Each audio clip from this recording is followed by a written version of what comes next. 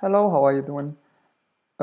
Today I will be doing a new video since last time. The video I have uploaded online got really a lot of traction, and also people were really emailing me a lot, and somehow I made their life easier by explaining that simple technology for them. So from now on, maybe I would be doing some more technologies and some more Python integration technologies, like to be like Flask API with Flask API with Python, obviously.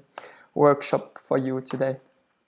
Last time I have done an Elasticsearch workshop, and a lot of people really found it really useful, and it was quite straightforward for them. And you can find it also in my GitHub, and I would be doing the same for Flask API. It's already in there and you can really find it. I will update it also with a README. I haven't done it yet, but still, I guess with Jupyter Notebook you can find it quite easily. So we'll be digging into the topic very soon, just to let you have an idea. So everything is working fine. So just to let you know, today I will be making this Flask API, Flask API with Python, Flask API maybe even with databases, because I will be also talking about how to set up a database, maybe Flask API and database, database with Python. It's always quite funny to find out some interesting titles for you, but I hope this makes it really clear for you. Without too much wasting, I will dig into how to go through the installation. So you need just to have a Python, and for me I do it with Jupyter Notebook, so it makes it really easier to explain the code, and to make it readable and shareable with you. Share also like in a better and easier way the knowledge, and make you grasp it quite faster as well. So here in this tutorial we'll be dealing with Flask. Just before we dig into it, we have a little issue with Jupyter Notebook, with some Jupyter Flask integration. Normally you would do it with just Python. Just in here you do it. I do it with Jupyter, as I said, to make it quite easier to understand. So I just have to do some Werkzeug development server configuration to make just to make Flask not make it run in the background, just to make it run one time anytime I run this code. Because if I don't do it, the Flask development server will run in the background, even if I stop it here in Jupyter. So you would find this reference quite useful for you. I can make it also in the description of the video for you if you want. So here we import this WHGI configuration, which is really not mandatory if you have a code, if you code just in Python, not mandatory for Python without Jupyter Notebook.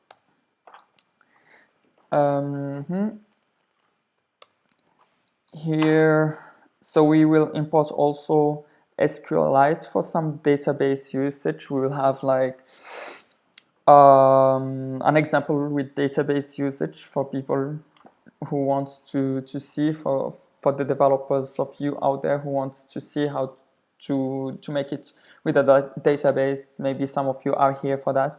It's quite really easy as well. Here you have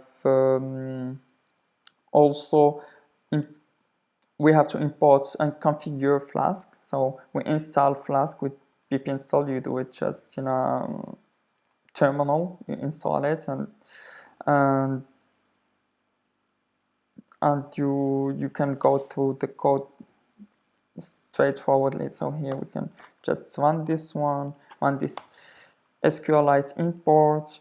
Import and here we import Flask and configure it. Here we can import those two functionalities of Flask that can be really useful as well. They are JSONify to interact with JSON. Like, since we are working with APIs, so we will mostly use JSON and requests. And here we just make some debug to make it visible, to see the debug if we have something happening. And here it's our app. Our app is in here, like the Flask app that will enable us to have our API online or just up and running, because afterwards you can deploy it. If you want me to do a video about how to deploy it, where to deploy it, just give me a hint in the comments, or just ping me. You can do it either in Heroku, in DigitalOcean, and all for free. And yeah, also in Amazon, of course, Amazon Web Server, web servers. Yeah, it would work. So if you need some guidance on this, just let me know. Next would be so import this one, and next will be we set up our home route, and we do it just by for each route in Flask we have to say that it's a route, give it like the path of the route here, and which method. It can be like either get or post methods. Here, even in this tutorial, I will just be mostly dealing a bit with get methods. I won't go really deep into which methods with HTTP methods. It's not as complicated. But I want to make it just really simple and straightforward. And here we will make kind of a library, a book library, where we have some books. And here you can see we have the route. We make a function, and we return some HTML. You can either return HTML or either return text. So here we have this. We'll just run this one, and we can run the app. So this is the difference between if you're using a Jupyter notebook or if you're using Python. If you're using just Python, you can just type app.run instead of run simple. This one simple is from here, and from here we will just end up. This is the only use we will use here for this application. For this Jupyter notebook application, so we will use this one simple instead of the normal one, which is quite okay. That's the difference I've seen. Like, they talk about it in this question here in Stack Overflow, and this works quite fine. So here we can run our server already, and we can see it running on this localhost. Just to let you know, this 5000 is not for the port. It's not the port of the server. So we can even make here 1000 somehow, and somehow the app will run. Oh, so somehow it was. Okay, perfect. So it is for the localhost, because before I've seen that it wasn't for the localhost somehow. But I was tweeting with that error of which is running what. So here, yeah, definitely you have this. You run simple on localhost. You can add, if you have a distance server where you want to run, you can run it on it, the port, and which app. It's this app of Flask here. And here you can see that this is our route here, the base route. That's what we can call the base route or root route or whatever you want to name it. And we can see this HTML print in here. You can change it if you want to see, so you can say hello library or something. And we better like stop this one and rerun both of those.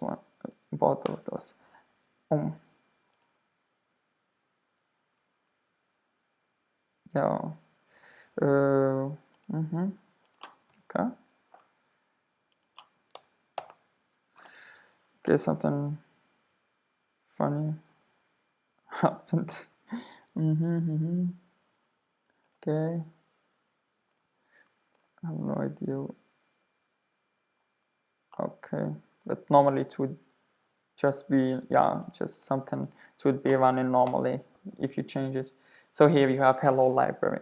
Like, don't think too much about this error. If you have kind of an error or something, you just, yeah, restart and run all. So here we are. Oh, this is what's done. You can have, yeah, you would have a bit the same thing, but just restart and run it all, and you have your hello library. But you can leave some time for your server to load actually and your app to run. Here, it's running and it's perfect. So here you can see in Jupyter Notebook, when you do this one simple, it really keeps it running here, and you don't go to the next code and you are just blocked here. And if you can't finish it or stop it, it will stop. You won't have any server in the background, something you don't have with this app.run in Jupyter Notebook. So here we have done our base route, and the base route is just this one, where the server is, and that's all. We can already stop this one and comment it for later usage, because we want this code to go and execute also this stuff. So here we will start to do some catalog data here. Like, okay, we've done the base route, we can also create some other routes. Maybe let's create another route together. So route 2, just it will be even a bit outside of this book library store we are trying to do, but just to give you an idea what you can do with a route. Route 2, calculating an addition, for example. You wanna calculate the addition or yeah, let's say you want to calculate the addition, or you just want to print. Let's make it simple. You want to print, you want to print text at specific route. Just, I don't want to do some big function, just to keep it simple. So here we just copy paste this code here, and we do it here, and we are like, okay, I want it at the route, let's say print hello world, and here we can say it's print it. Here in Flask it's better that this name function is different from this route for some reasons I've been experimenting, and it doesn't end always really happily. So here print hello world, and here we can do like hello world, and here we can just bring it back to our previous HTML whatever, and here we can do hello world, and let's just run all this, and we can run our server right here. Done. Here our app is running, our our HTML is back, and we can go to print hello world out, and we have hello world. So this is basically how you would specify a route in Flask. You just name the part of the route. Here you have the part of the route, and I would even do it here if you want for later. Route to find it, it's here. So you just name the route, and you can, for the function, you can name it anything you want. This is just like, think about it like as a very normal basic function, a Python function. So next we'll just stop our server here and make it not really runnable anymore, and we can go directly to the next. So here we will start to deal with some data. And the best way to deal with data in an API interface would be with JSONs.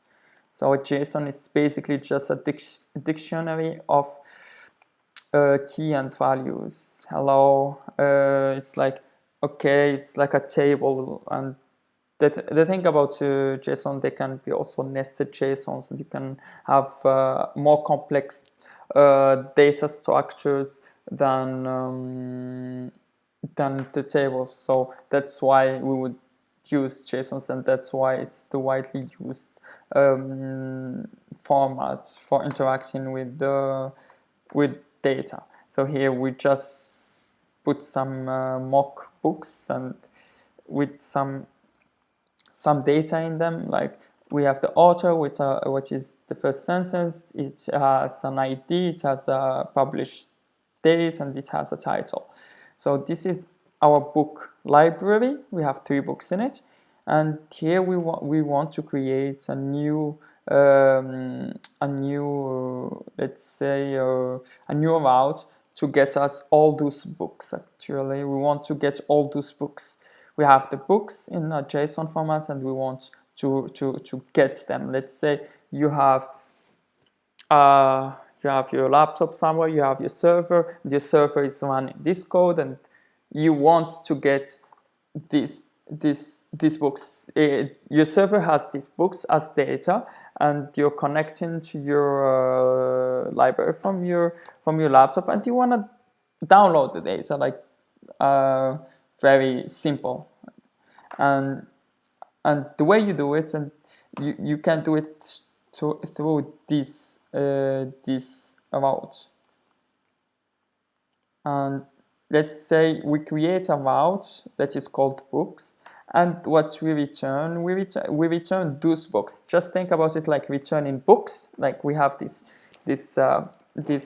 data structure, which is a dictionary, and we return it. And how would we return it? We return it with this functionality that is JSONify, because we need, this is a Python dictionary, and we need this as a JSON. So we will use this function we imported from Flask, that's called JSONify, and we return JSONify of those books, and we can run it here. It's fine. We can just run everything from now here, because my server is running down there. Like here you can see the server running.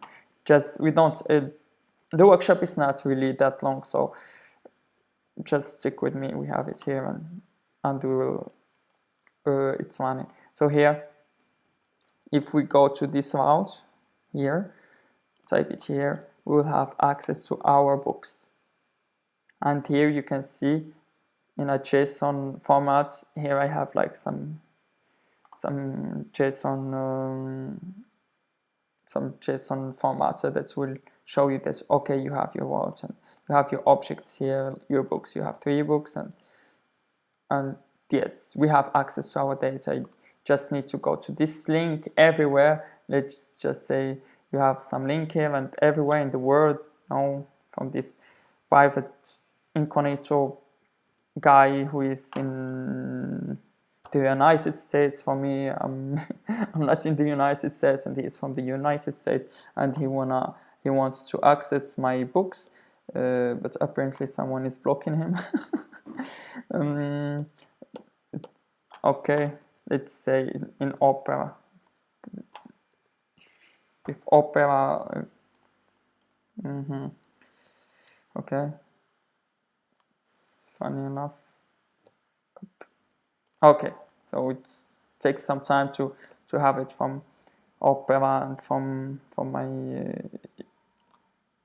private navigator, but you still have the data. And let's say your data is on a website, website data.com, and you have, this is your website and this is the route. And if you hit this route, let's say a book database, if you hit this place, we will see this route later on. I have a route like this, and it will show what will happen.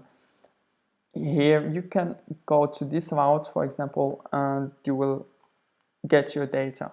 And this data, normally in other websites, it gets printed nicely and you can do a lot of it. So this is for an example. Next would be to get a book by an ID.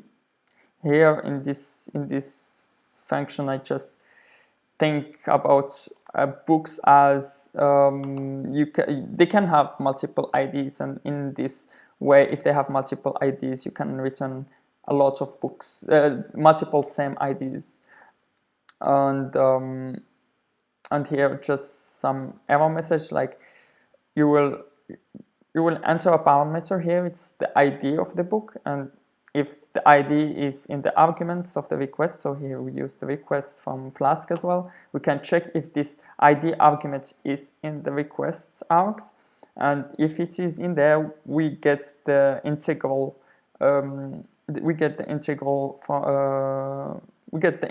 value of it.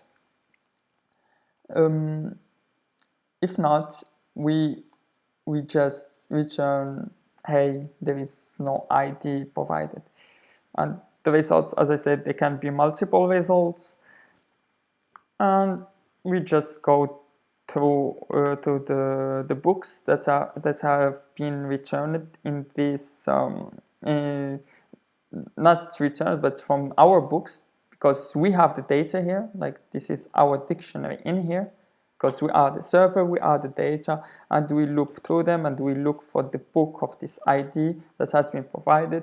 If it's equal the ID, like this is the field ID in the book dictionary, and if it's equal to the ID provided, so we return the book, and we return the JSON file of the results. So here we can just, it's okay, we don't need to run it from here, it's already running. So here, if we go to this route, let's say we want the route with ID 1, and here, I stopped the server. So here we can just run it all.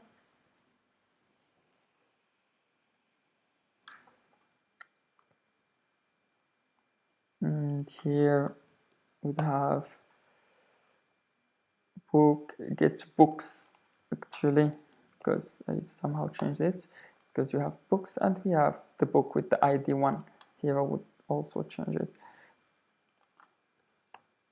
So here he comes to the ID 1 and he says, let's say ID 100. He doesn't know who is ID 100, so he returns an empty array. So we can say here, like, instead of returning this, we can say if ID in request ID equal blah blah blah. Let's say if ID or here for append and here for blah here, if results equal empty, then we can just return this instead of returning the results, and that would be error no field specified blah blah. We can do another type of error, no such ID in the book database, and it would work like magic. Let's run all this again.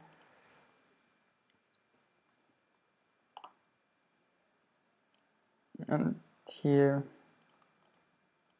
have, okay, perfect, it's running, and here so normally with 100 he would say, okay, we don't have, okay, no such ID in the book database. And if we give him like another argument, for example I, which is as an argument, so no ID field provided, please specify an ID or something, or get books alone, he will also request you to specify an ID. Some error. We returned the error in here. So this is how to interact with database and how to enter parameters. So you really use the right signs. It's a question mark, not a slash or something.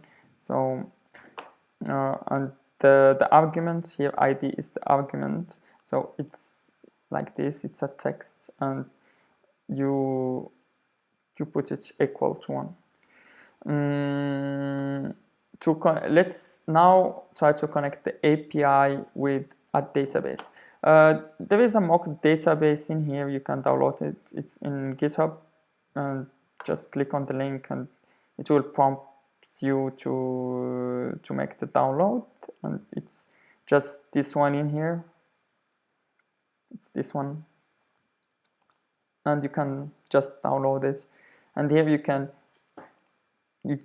actually use it. Here we have just a function that will just help us do whatever we want. Okay, just run it later on. So here it's dict factory. Let's say we'll deal with some concepts from a database concept that is called cursor, and we give it the cursor and we give it which row, because we deal here with like some SQL database, so it's rows. They are not really those JSON complex data structures anymore, but it's like a normal database, a relational database.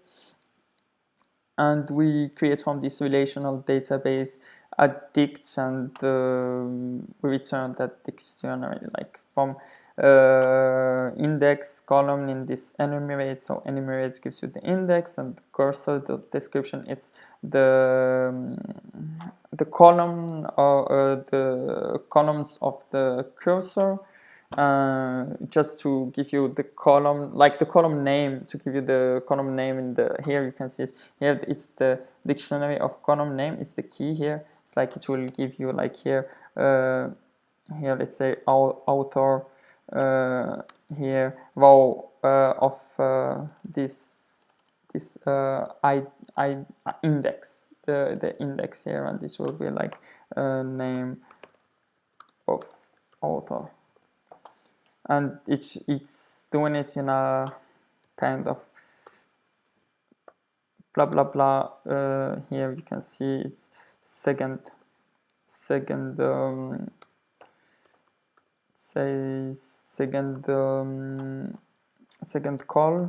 column, and second column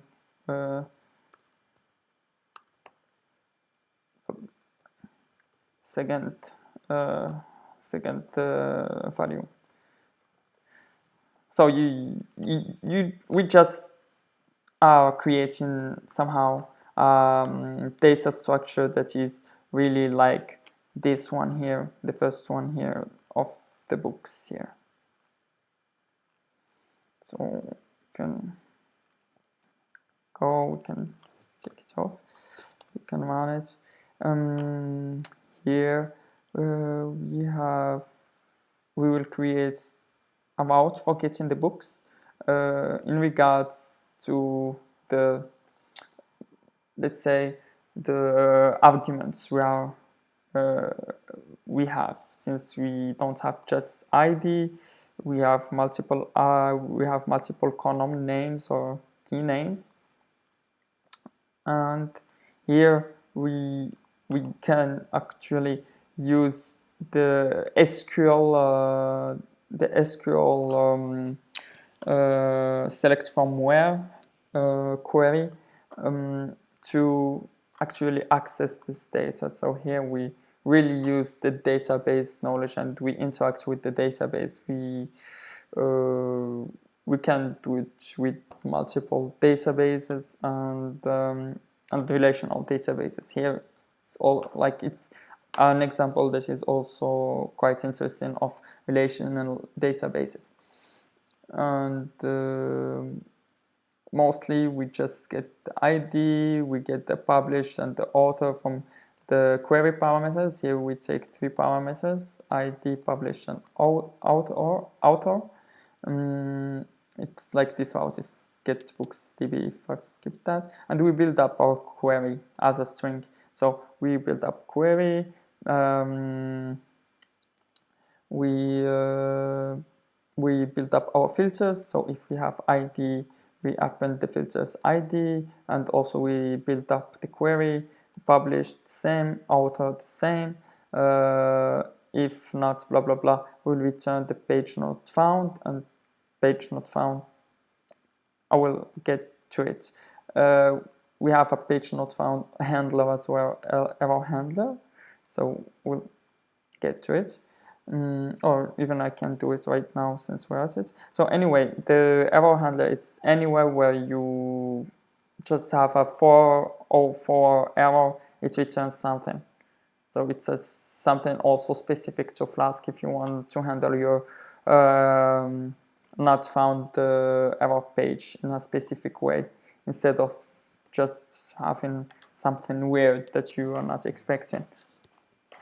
And here we have built the query. We just removed the stuff that we don't need. Like here it's just this and, like here they say, okay, we remove the 4 last things. It's this last and